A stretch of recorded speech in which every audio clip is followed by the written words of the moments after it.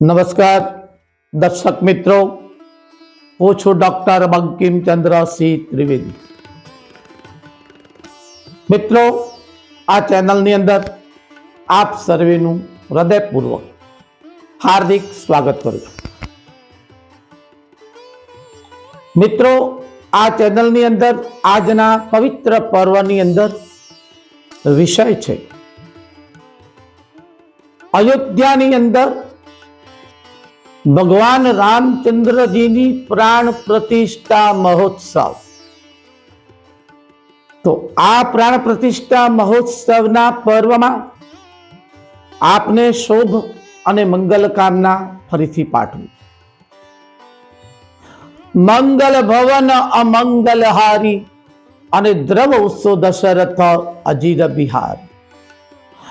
જય જય જય હનુમાન ગુસાઈ, કરવ કૃપા ગુરુદેવ કી નાય. મિત્રો, રામાયણ થી કોણ અંજાન છે? કળિયુગની અંદર રામાયણનો જે ગ્રંથ છે એ ગ્રંથ દરેક વ્યક્તિને ઘેર છે. દરેક વ્યક્તિએ રામચરિત માનસનું ગુણગાન ચોપાઈ સાથે શ્રવણ કરેલું છે. કેટલા મોટા મોટા કથાકારો, આપ ડોંગરેજ મહારાજ લો, પૂજ્ય મોરારી બાપુ, અનેક જાતના રામાયણના ગ્રંથના કથાકારો અનેક ગણું ભગવાન રામચંદ્રજી, ભગવાન રામલલ્લાનું વર્ણન આપે સાંભળ્યું છે. પ્રથમ તો એક નાની આપણને 2 મિનિટની કથા કરી લો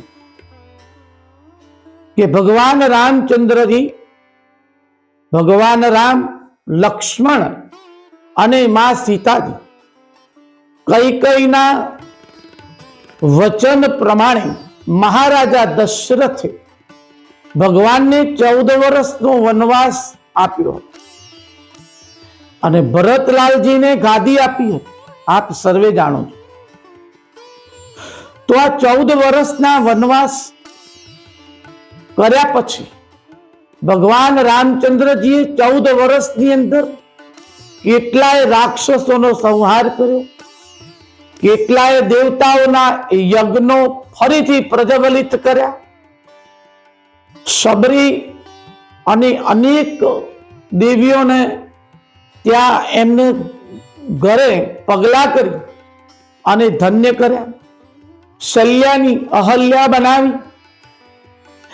આપ સર્વેને રામાયણની ખબર છે. તો મિત્રો, હું આપને એ કહેવા જઈ રહ્યો છું તો ભગવાન રામચંદ્રજી 14 વર્ષનો વનવાસ કર્યા પછી અયોધ્યાની અંદર પોતે પુષ્પક વિમાન દ્વારા અયોધ્યાની પવિત્ર ધરાની અંદર આવવાના છે એવું અયોધ્યા નગરીની અંદર ગ્રામજનોએ ફક્ત શ્રવણ કર્યું હતું, સાંભળ્યું હતું. તો કેટલા બધા મહાન ઉત્સવો, કેટલા બધા આનંદ વિભોર થયા હતા કે ભગવાન રામલલ્લા 14 વર્ષનો વનવાસ કરી અને પાછા પરત અયોધ્યાની અંદર એમની પધરામણી થાય છે. અનેરો આનંદ હતો. ભાષ્યકારો અને કથાકારો ના મુખથી આ રીતે સાંભળેલું છે. અનેરો આનંદ. ભગવાન રામચંદ્રજી પરત પધારે છે. ભગવાન રામચંદ્રજીના પતિત પાવન પગલા થાય છે. એટલા માટે તો ચોપાઈમાં લખેલું છે કે રઘુકુલ રીત સદા ચલી આઈ, પ્રાણ જાય અરુ બચન ન જાય. રઘુપતિ રાઘવ રાજા રામ અને પતિત પાવન સીતારામ. ભગવાન રામ, લક્ષ્મણજી અને મા સીતા 14 વર્ષનો વનવાસ કરી અને અયોધ્યાની અંદર એ પોતે પધારી રહ્યા હતા. આવું શ્રવણ માત્રથી ખૂબ જ અનેરો આનંદ. તો મિત્રો, આપણે એ કહેવા જઈ રહ્યો છું કે તારીખ 22 જાન્યુઆરી 2024 બપોરના 12 થી 1 માં પવિત્ર અને શુભ મુહૂર્તમાં ભગવાન રામચંદ્રજી અયોધ્યાની પવિત્ર ધરા ઉપર પ્રાણ પ્રતિષ્ઠા સહિત બિરાજમાન થવાના છે. મિત્રો, આ બધું યશ કોને ફાળે જાય છે? આપ સર્વેને ખબર છે કે આપણા લોકલાડીલા એવા ભારતના વડાપ્રધાન માનનીય શ્રી નરેન્દ્રભાઈ મોદી સાહેબ, અમિત શાહ સાહેબ અને ભાજપના અગ્રણીઓ રાજનાથ સાહેબ તથા યોગી આદિત્યનાથ સાહેબ અને ભાજપના મહાન અગ્રણી નેતાઓ એમના ફાળે આ યશ જાય છે. મિત્રો, એક વાતને સમજો, એક વાત દિમાગની અંદર આવે, કેટલાય વર્ષો પછી આપણે આતુરતાપૂર્વક રાહ જોઈ રહ્યા કે અયોધ્યાની અંદર ભગવાન રામચંદ્રજીનું મંદિરનું નિર્માણ થાય. મિત્રો, એ સમય આવી પહોંચ્યો અને શ્રી મોદી સાહેબ, ભારતના વડાપ્રધાન, દરેકના દિલની અંદર વસે છે તેવા નરેન્દ્ર મોદી સાહેબ, શ્રી અમિતભાઈ શાહ સાહેબ, રાજનાથ જેવા અનેક મહાનુભાવો અને એમની જે ભાજપના જે નેતાઓ છે, ભાજપના અગ્રણીઓ છે, એ લોકોના એક પ્રયાસથી આજે અયોધ્યાની અંદર તારીખ 22 તારીખે ભગવાન રામચંદ્રજીની સ્થાપના સાથે પવિત્ર ધરા ઉપર બિરાજમાન થાય છે. બીજું મિત્રો, જેવી રીતે ભગવાન 14 વર્ષ વનવાસ કરી અને અયોધ્યા નગરીની અંદર જ્યારે પ્રવેશ કરવાના હતા અને એની અંદર જેટલો અયોધ્યાવાસીઓને આનંદ અને ઉત્સાહ હતો, એ જ પ્રમાણે મોદી સાહેબે પણ એક વાત જાહેર કરી છે. આપણને ખબર છે કે આ દિવસે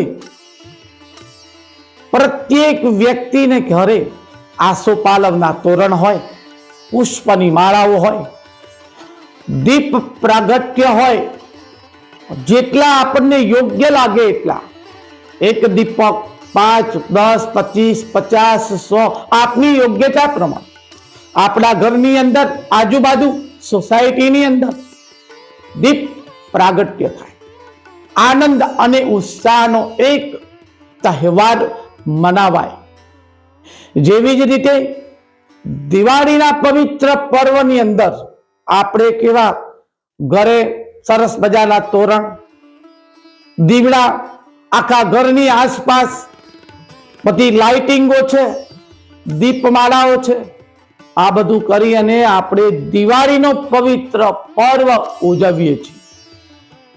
એ જ પ્રકારે બીજી વાર દિવાળી, અને આ દિવસે મોદી સાહેબના કહેવા પ્રમાણે આપણે બધા સાથે મળીને એ પવિત્ર પર્વને વધાવી લઈશું. એ પવિત્ર પર્વના દિવસે તારીખ 22 જાન્યુઆરી 2024ના પવિત્ર પર્વમાં આપણે પણ ઘરની અંદર ઘર સજાવીશું, સોસાયટી સજાવીશું, શેરીઓ સજાવીશું અને તે દિવસે રાત્રે ફટાકડા પણ, જે રીતે દિવાળીનો ઉત્સવ થાય છે, નવરાત્રીનો ઉત્સવ થાય છે, એ પ્રમાણે ભગવાન રામચંદ્રજી નું જે પ્રતિષ્ઠા પૂર્વક જે બિરાજમાન થવાના છે, મોટા ઋષિ મુનિઓ, મોટા પવિત્ર બ્રાહ્મણો, મોટા પંડિતોના મુખથી ભગવાન રામચંદ્રજીના મંત્રોચ્ચારથી પ્રતિષ્ઠા થશે અને ભગવાન રામચંદ્રજી દરેકને દર્શન આપશે. મિત્રો, એક વાત બીજી કરી લઉં. એ દિવસે આગલા દિવસોની અંદર, જેમ રામાયણની અંદર જ્યારે કથા છે કે રાવણ માં સીતાજીને પુષ્પક વિમાનમાં જ્યારે હરણ કરી અને જતા હતા એ વખતે સીતાજીને કોણે બચાવ્યા હતા? જટાયુ મહારાજ. તો ત્યાં જટાયુ પણ ઉપસ્થિત થયા છે. વિચાર કરો, કળિયુગનો પ્રભાવ અયોધ્યા જેવી પવિત્ર ધરા ઉપર ભગવાન રામચંદ્રજી, ભગવાન રામલલ્લા બિરાજમાન થવાના છે. એવા સમયની અંદર જટાયુનું પણ આગમન. બીજા નંબરની અંદર બીજી વાત સાંભળવા જેવી છે. આમ તો આપણા સોસાયટીની અંદર, ઘરની અંદર, ખેતરની અંદર કપી એટલે કે કપી મહારાજ, વાનર સેના. અને મિત્રો, જ્યારે ભગવાનને સેતુ બનાવી અને બીજી જગ્યા ઉપર જવું હતું ને, તો એ વખતે ફક્ત ને ફક્ત વાનર સેના, કપી મહારાજ, વાનર સેના ત્યાં પણ કેટલી બધી અત્યારે જે ઉપસ્થિત થઈ છે. આપ ટીવીની અંદર, અખબાર, પેપરની અંદર આપ વાંચતા હશો. તો આ શું છે? કળિયુગનો અને ભગવાન રામચંદ્રજી પવિત્ર ધરા ઉપર બિરાજમાન થવાના છે, એના સંકેતો છે. અને એટલું જ નહીં, ભગવાન રામચંદ્રજીનું જ્યારે સ્થાપના થશે ત્યારે ખૂબ જ અનેરો આનંદ. હનુમાનજી મહારાજ તો ત્યાં હોય જ. કેમ કે ભગવાન રામચંદ્રજીના ચરણની અંદર હનુમાનજી મહારાજ તો છે જ. તો મિત્રો, રામાયણના પવિત્ર જે પર્વ છે એ જ પ્રમાણે આ રામલલ્લા અયોધ્યાની પવિત્ર ધરા ઉપર 22 તારીખે બિરાજમાન થવાના છે. તો એના પર્વની અંદર આપણે ખૂબ જ ખુશીથી આવું પવિત્ર પર્વ સાથે રહી અને આપણે ઉજવીએ. તો મિત્રો, ભગવાન રામચંદ્રજીની પ્રતિષ્ઠાના પવિત્ર પર્વમાં આપણે પણ સાથે રહી અને તે દિવસે ઉત્તમ એવો આ પવિત્ર તહેવાર ઉજવીએ. અને એની સાથે આપણે ખૂબ જ ધન્ય બનીએ. આપણા ભારત દેશની અંદર મોદી સાહેબ જેવા મહાનુભાવો, મોદી સાહેબ જેવા વડાપ્રધાન, અમિત શાહ જેવા નેતા, આદિત્યનાથ જેવા પણ અનેક નેતાઓના પ્રયાસથી અયોધ્યા નગરની અંદર જલ્દી ભગવાન રામચંદ્રજીનું મંદિર નિર્માણ થઈ ગયું. એટલું જ નહીં, એની પ્રતિષ્ઠાના દિવસો પણ મિત્રો નજીક આવી ગયા. તો કેટલું બધું ધર્મ, ધ્યાન અને પુણ્ય માત્ર દર્શન માત્રેણ, શાસ્ત્રોમાં લખ્યું છે મિત્રો, દર્શન માત્રથી પુણ્યની પ્રાપ્તિ થાય. તો આપ વિચાર કરો, અયોધ્યા જેવી પવિત્ર નગરીની અંદર પ્રત્યક્ષ ભગવાન રામચંદ્રજી, રામલલ્લા બિરાજમાન થવાના છે. આપણા બધો ભારત એટલો બધો પૂર્ણ અને પવિત્ર દેશ છે, એની કોઈ કલ્પના નથી મિત્રો. એક વસ્તુ બીજી છે કે દરેક દેશોને અત્યારે ભારત એમને મદદરૂપ થઈ રહ્યું છે. એ પણ મોદી સાહેબની મહેરબાનીથી. અને દરેક લોકો કોઈ પણ દેશને જે કહે છે તો એમને બોલાવતા હશે. અહીં ભારતને ભારત માતા કી જય કહે છે. તો આ પવિત્ર ભારતની ધરા અને અયોધ્યાની ધરા ઉપર આપણું ભગવાન રામચંદ્રજીનું પ્રતિષ્ઠાપૂર્વક આગમન થઈ રહ્યું છે. તો ફરીથી ભગવાન રામચંદ્રજીની એક ચોપાઈથી, ભગવાનના એક ચોપાઈના અનેરા પુષ્પથી ભગવાનના ચરણની અંદર આપણે બધા આ એક સુમિરન પુષ્પ અર્પણ કરીશું. મંગલ ભવન અમંગલ હારી અને દ્રવ ઉસો દશરથ અજીર બિહારી. બોલીએ રામચંદ્ર ભગવાન કી જય.